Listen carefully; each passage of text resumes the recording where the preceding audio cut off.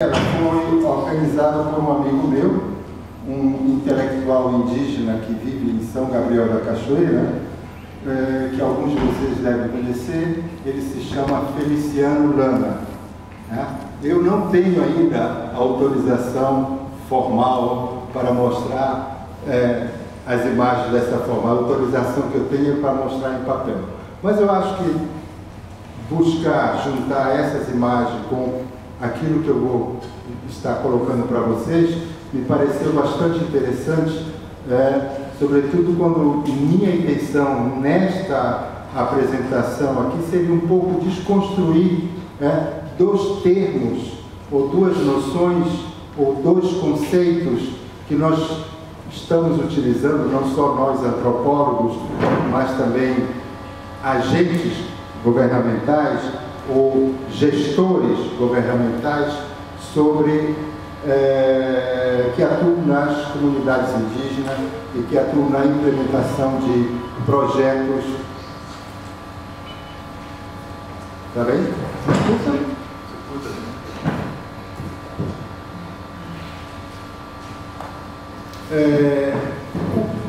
Eu acho que o primeiro ponto importante para a compreensão dessa questão, e eu vou falar apenas 10 pontos, são 10 slides, 10 pontos, e o primeiro ponto que eu gostaria de iniciar falando, eu acho que vocês devem ter já percebido, não só em todos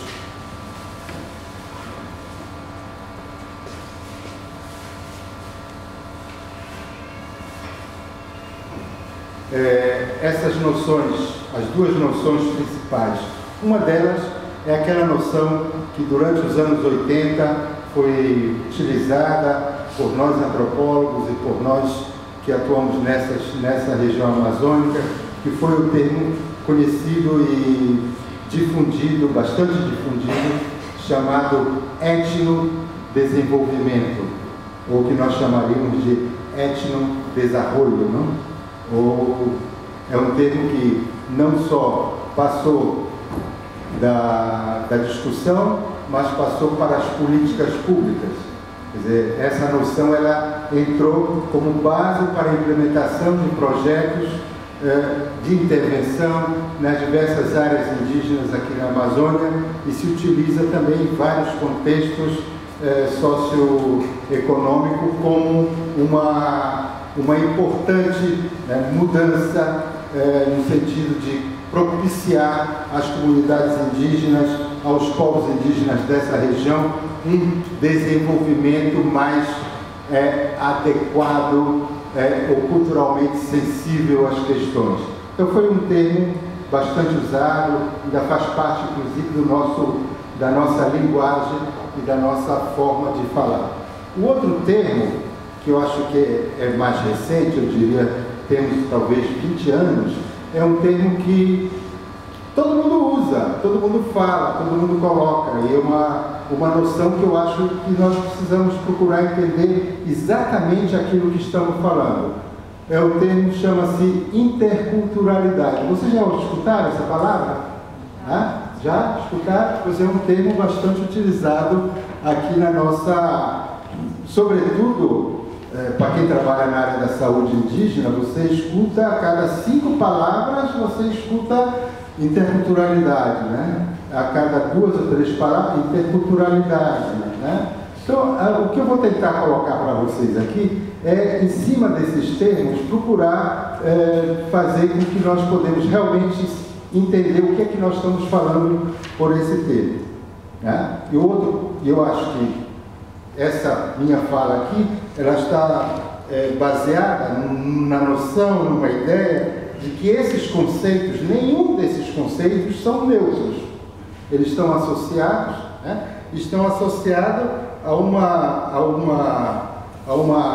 o que Mignolo fala, de uma geopolítica do pensamento. Eu achei interessante essa frase do Mignolo, quando ele coloca uma geopolítica do pensamento, ou do que ele chama o que nós também falamos na antropologia, do conhecimento multissituado, daquela questão mais relacionado ao conhecimento. Então, essas são as principais premissas que eu gostaria de iniciar, né?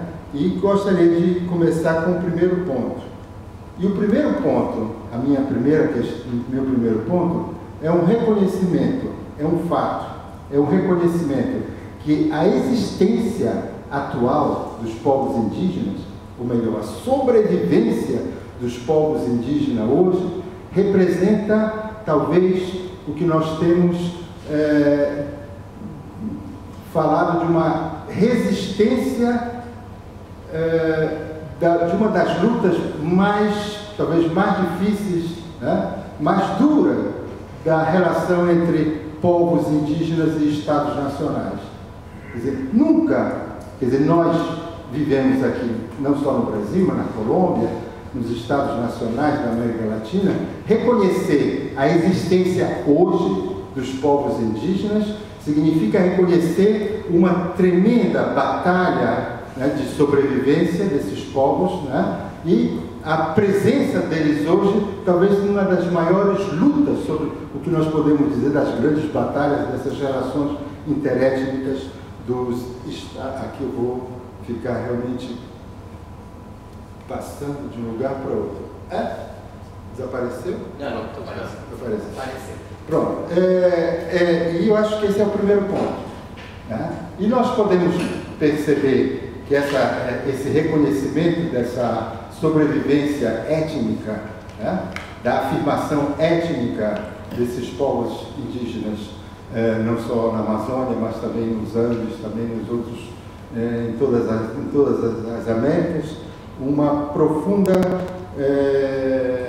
e importante resistência étnica, né, que a gente poderia falar.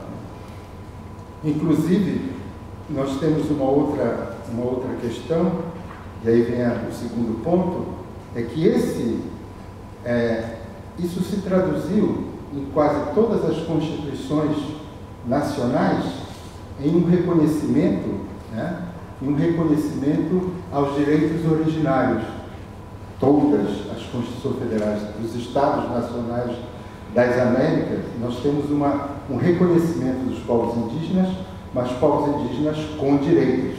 E se a gente for observar, só no caso brasileiro, né, essa ideia de povos indígenas, ou sociedades indígenas, que aparece na Constituição de 1988, ela é uma mudança radical, não só no reconhecimento de um Estado pluriétnico, né, ou multinacional, ou multiétnico, né, é um reconhecimento que essas pessoas, né, esses povos indígenas têm direitos. E isso, na Constituição nossa, no caso de 88, ela avançou. Mas se a gente for pensar a Constituição colombiana, ela é mais avançada, que eu diria, que a Constituição brasileira nesse aspecto, não só do reconhecimento dos direitos dos povos indígenas, mas também no direito a uma territorialidade e no direito a uma gestão autônoma dos territórios, o que na Constituição Federal Brasileira ainda é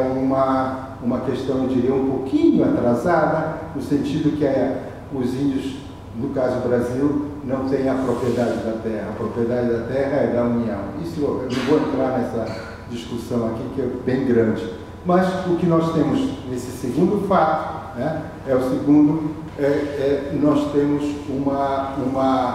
um reconhecimento dos direitos originários dos povos indígenas, nas suas mais diversas situações, né? Diversas situações de uma relação com o Estado, né? Então nós temos hoje possibilidades concretas de uma negociação, um processo de negociação do Estado Nacional com as populações indígenas, seja ele através de projetos específicos de intervenção, se dá de uma forma diferenciada do que aquela há 20 anos atrás.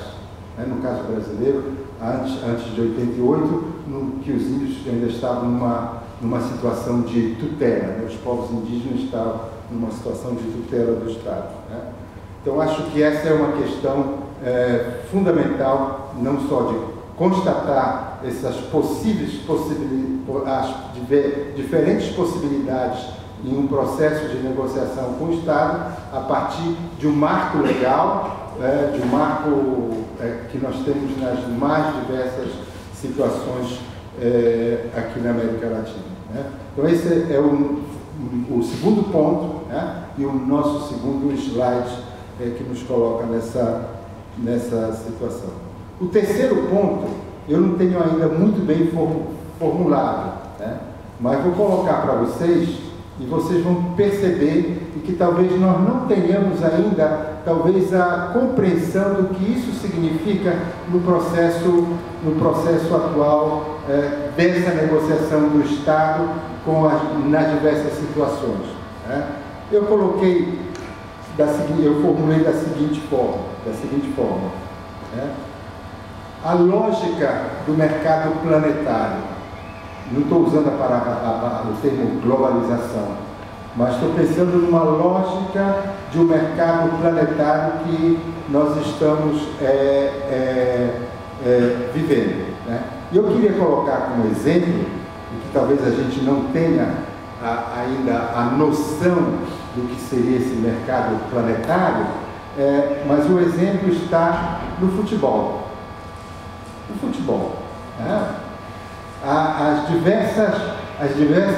Nós temos jogadores brasileiros que estão jogando em outros países, cujo o valor, né, são somas que a gente não tem noção do que é a soma monetária dessas trocas ou desse comércio que a gente poderia chamar de planetário, né? Então esse comércio planetário que vem desde da situação mercantilista, né, passando por um processo de globalização, e que nós vamos chegar é um comércio onde se questiona, não só se questiona, mas também se coloca uma outra lógica de uma compreensão do que seria uma identidade nacional, ou do que seria mesmo nacionalidade. E o mercado futebolístico, né, o mercado de jogadores de futebol, nos coloca a pensar, né, do que seriam essas identidades, até mesmo cidadanias, né, do que seriam essas cidadanias em cima nós temos vários, eu poderia entrar aqui em vários exemplos, só pensando no futebol, mas nós podemos ir para outras situações de mercado, né? Eu acho que isso é o que nos coloca e nós ainda não estamos processando, né, tão fortemente, né, sobretudo qual é o impacto, né, na discussão dos termos ou nessa questão da formulação teórica, da observação que nós podemos fazer a partir dessa lógica de mercado planetário, né? É uma lógica que nos foge, talvez, a compreensão total dessas situações aonde nós colocamos. Não só o caso da madeira, mas o caso também de outras situações no mercado. Nós temos eu estou indo para o meu quarto ponto, e o quarto ponto é essa ideia de desenvolvimento e essa noção de etnodesenvolvimento que nós estamos trabalhando nesses últimos, 30, 40 anos, ou que estamos produzindo um certo saber, não só dentro da área do conhecimento antropológico, mas também nessa questão dessa ideia de desenvolvimento ou de estudos sobre desenvolvimento, né? E aí, desenvolvimento, né? E a ideia, a noção de desenvolvimento, ela está intimamente associada à noção de transformação social, né? Nós não podemos dissociar transformação social de desenvolvimento. E se a gente pensar em etnodesenvolvimento, nós estamos inclusive pensando etnodesenvolvimento como uma ação planejada de transformação social. Nós planejamos a transformação social. E essas duas noções, elas estão juntas. Se a gente pensar desenvolvimento, pensamos também em transformações sociais. E se nós pensamos desenvolvimento como transformação de uma sociedade, de uma situação para melhor situação para os seus membros. Quer dizer, se a gente pensa em desenvolvimento, é que as pessoas vão estar melhores do que antes. Então, são transformações sociais. Então, associar ética e desenvolvimento é associar a transformações sociais de uma determinada comunidade. Quer dizer, seria, e aí que é o lado que a gente tem que pensar, que seria transformações sociais planejadas e executadas, acordadas, com um determinado grupo social do qual nós temos um projeto claro de intervenção. Mas nós estamos pensando em transformações sociais no momento que falamos etno-desenvolvimento.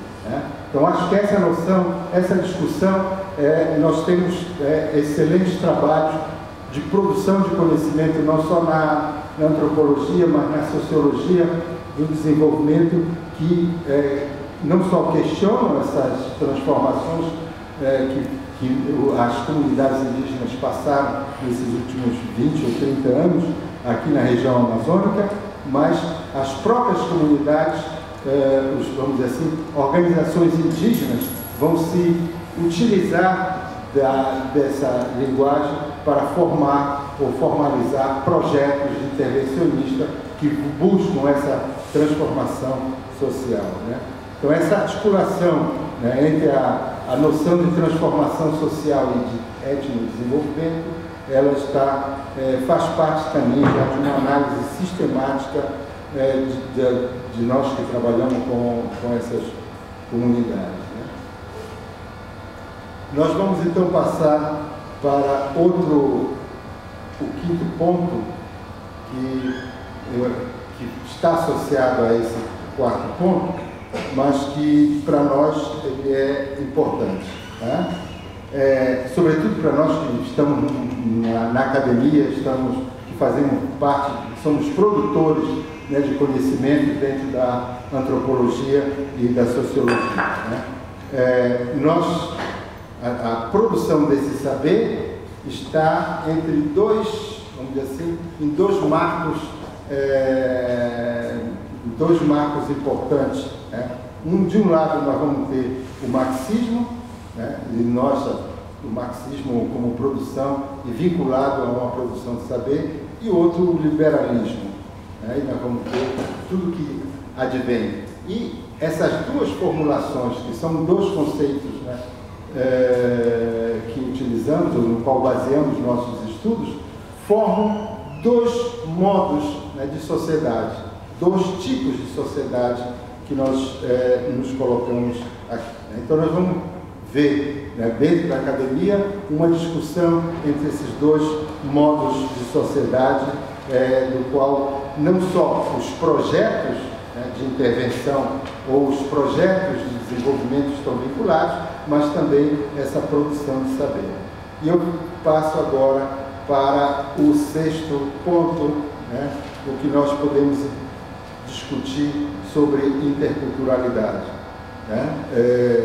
Interculturalidade hoje é parte fundamental do discurso, sobretudo das instituições ou dos estados que vinculam a uma ação junto às comunidades indígenas. E isso é interessante porque, evidentemente, como os estados reconhecem a existência de diversas culturas, são estados que reconhecem essa plurietnicidade, ou essa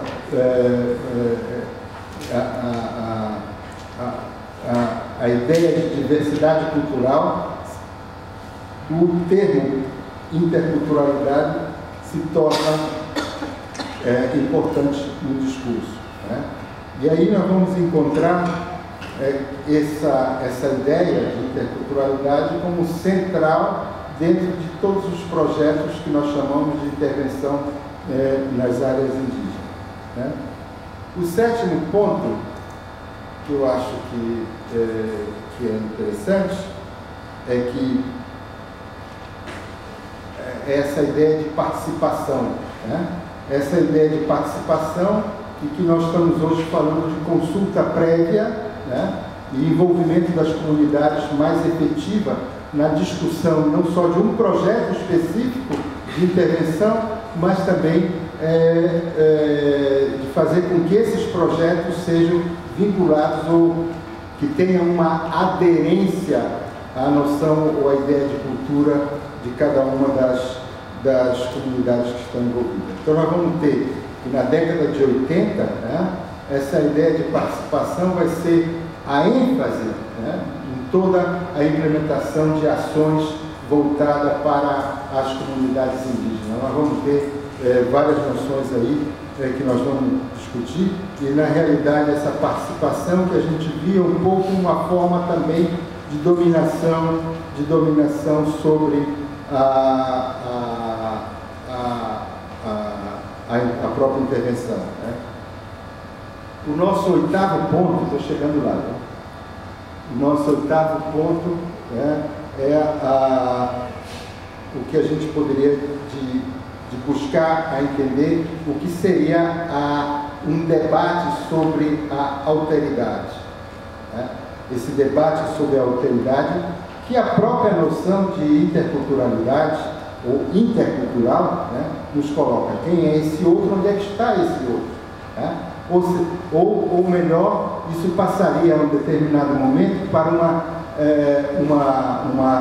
uma ideia genérica do que seriam os povos indígenas. Os povos indígenas passam para uma generalidade e essas formulações, essas políticas de intervenção falam do índio, desse outro, né, completamente genérico, né?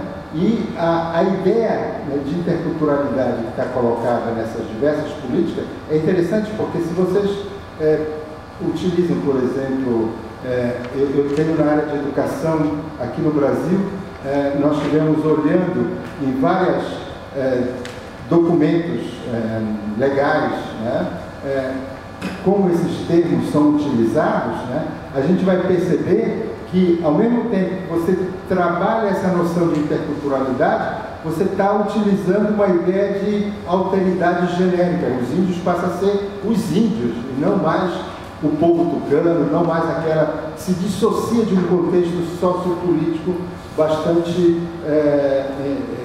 do qual os índios colocam a ênfase, e que são facilmente traduzidos numa forma de que nós estamos fazendo interculturalidade, e isso é assim, e pronto, e os índios, no caso de Pernambuco, que são 12 povos indígenas, passa a ser tudo igual, né? Tudo igual, e uma uniformização das políticas ou da intervenção social por parte, por exemplo, da CESAI ou de outros órgãos que estão atuando com os povos indígenas lá. E eu passo agora rapidamente para o ponto 9, né, a nossa nona questão, que é uma que eu estou chamando de retórica neo-indigenista. Tá?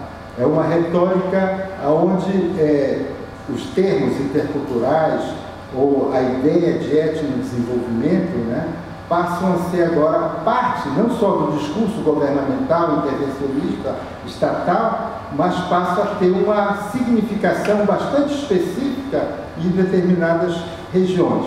Eu vou só, na área da educação, falar do lado do Brasil, que eu acho que quem está na área de educação aqui do lado brasileiro deve ter escutado um termo que é utilizado no MEC, no Ministério da Educação, que chama-se territórios étnicos educacionais. Já escutaram isso? Então, o que significa esse territórios étnicos educacionais? No caso do Rio Negro é interessante, porque os territórios se juntam de uma maneira assim, tão impossível de se colocar, né, que se coloca tudo dentro de uma mesma ação, não só uma ação governamental, uma mesma política, mas de uma ressignificação do que seria esse étnicos educacionais e do que seria mesmo essa ideia de territorialidade. Então, isso é uma retórica neo-indigenista das formulações, da utilização dessas noções que surge. Se a gente for pegar o termo intercultural, ou mesmo a ideia de etnodesenvolvimento, elas estão no documento de Barbados, de 1971, já sai ali, né? Mas o que nós vamos ter aqui nós vamos buscar uma discussão. E por último, e aí é a última questão que nós estamos entendendo, né? Evidentemente, né? É uma ideia que eu estou colocando aqui, né? Que eu acho que nós, né? Nós teríamos que procurar trabalhar, entender essas ideias e não dissociar a prática intervencionista do Estado, a prática de governo ou a prática de gestão das práticas de políticas. Acho que são duas coisas que nós, na nossa análise, a gente procura separar, mas eu acho que nós devemos poder compreender o que está acontecendo hoje com esses projetos, de não dissociar a prática de governo ou a prática da gestão com a prática das políticas, né? Das políticas aqui nas diversas situações, né? E o que a gente poderia chamar esses novos espaços de poder nessas políticas intervencionistas de Estado, né? Bom, eu fico por aqui com esses 10 pontos, tentando associar, e terminamos aqui com a COCA, né, que nos faz pensar, né, várias questões quando olhamos a intervenção, seja do Estado, ou seja ditas, entre comillas, alternativas para as populações indígenas. Muito obrigado, gente.